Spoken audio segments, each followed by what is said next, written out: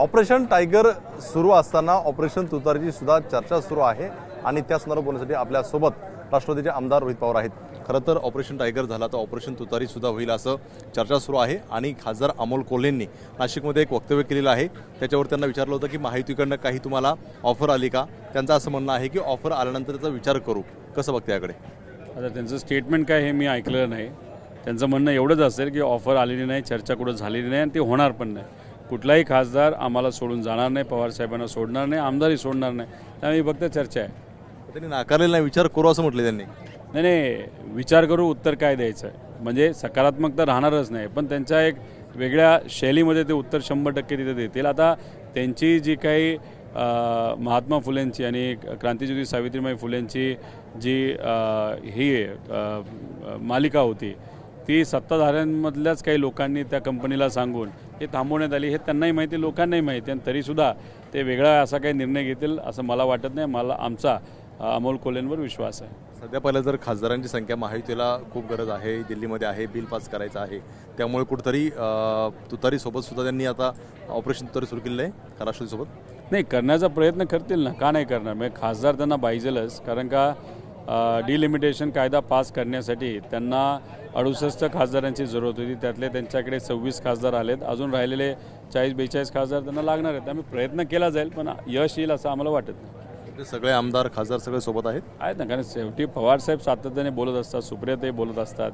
आम्ही मध्ये आधी तिथं लोकांशी चर्चेत असतो, त्यामुळे कुठेही आम्हाला त्या भावना लोकांकडनं तिथं आलेल्या वाटत नाहीत। कॉन्टॅक्ट केला असावा, बोललं गेलं असावं, पण कुठेही आमचे आमदार आणि खासदार फुटतील असं आम्हाला वाटत नाही। तुम्ही आज मुख्यमंत्र्यांची भेट घेतली, काय चर्चा झाली, काय आश्वासन मिळालं? हे बघा, 12 तारखेला पवित्र भूमी पंढरपूरमध्ये आम्ही आंदोलन केलं, 3 दिवस ते चाललं। आम्हाला सरकारने शब्द दिला की अधिवेशनाच्या आधी बसू, आम्ही ओके म्हणलो, उठलो, आलो, 22 तारखेपर्यंत थांबलो। 22 तारखेला म्हणजे अधिवेशनाच्या पहिल्या दिवशीपर्यंत आम्हाला कुठलाही निरोप नाही आला। म्हटलं काय अर्थ नाही, पंढरपूरसारख्या पवित्र भूमीमध्ये लिहिलेला शब्द पाळत नसतील तर मग रस्त्यावरची लढाई आपल्याला लढावी लागेल। मग रस्त्यावरची लढाई लढलो आणि कुठेतरी आपण जर बघितलं तर छत्रपती संभाजीनगरमध्ये मोठा रस्ता रोको झाला, मग शब्द दिला। आज बैठक झाली, बैठकीमध्ये मुख्यमंत्री साहेब, महाजन साहेब आणि इतरही सर्व नेते आम्ही होतो। त्याच्यात चर्चा जी झाली त्यात त्यांनी त्यांचे आकडे सांगितले, आम्ही आमचे आकडे सांगितले, आणि आम्ही कुठेही आकडे देत असताना फसवत नसतो।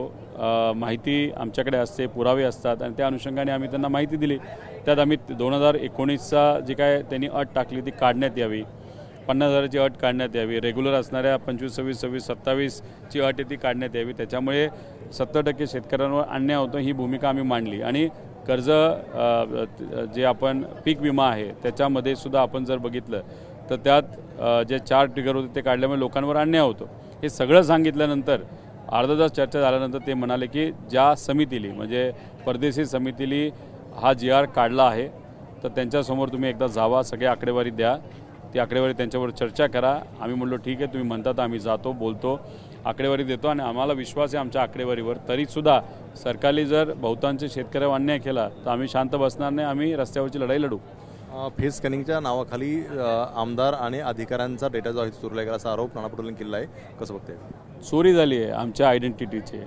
हे बघा, तुम्ही पासपोर्ट ऑफिसला गेला तर तिथं ते परवानगी घेता तुमची फेस स्कॅन करायची। आधारमध्ये आधार कार्ड करत असताना फेस स्कॅनिंगची परवानगी तिथं घेतली जाते। इथं आमचा फेस स्कॅन न करतासुद्धा जर दरवाजा उघडत असेल आमचा चेहरा बघितल्यानंतर, तर आमच्या आयडेंटिटीची चोरी या सरकारली नाही तर या एजन्सीली केली असं आपल्याला म्हणावं लागेल।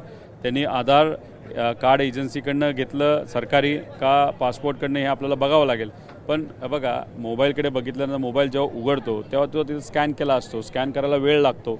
इथं काही न करतासुद्धा जर होत असेल तर मग आमची जी आयडेंटिटी या कंपनीने जिथून कुठून आणली, नाही तर मग असं म्हणावं लागेल की आमदारांची आयडेंटिटी नाही तर जे काही पुरावे आहेत, नाही तर आपली जी पर्सनल प्रॉपर्टी तीसुद्धा जर पर्सनल राहत नसेल तर उद्या जाऊन लोकांची कशी पर्सनल राहणार आहे? आणि मग याचा वापर करून bank account, social media account हे सुद्धा हॅक केले जाऊ शकतात।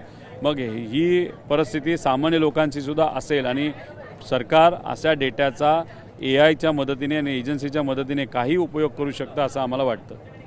पाहतो आपण आमची आयडेंटिटी जी आहे ती चोरीला गेलेली आहे आणि त्याचा दुरुपयोग होऊ शकतो असं रोहित पवारांना पाहायला मिळतात. त्याचसोबत आमचे आमदार आणि खासदार सोबत आहेत, आम्ही त्यांच्याशी बोलतोय.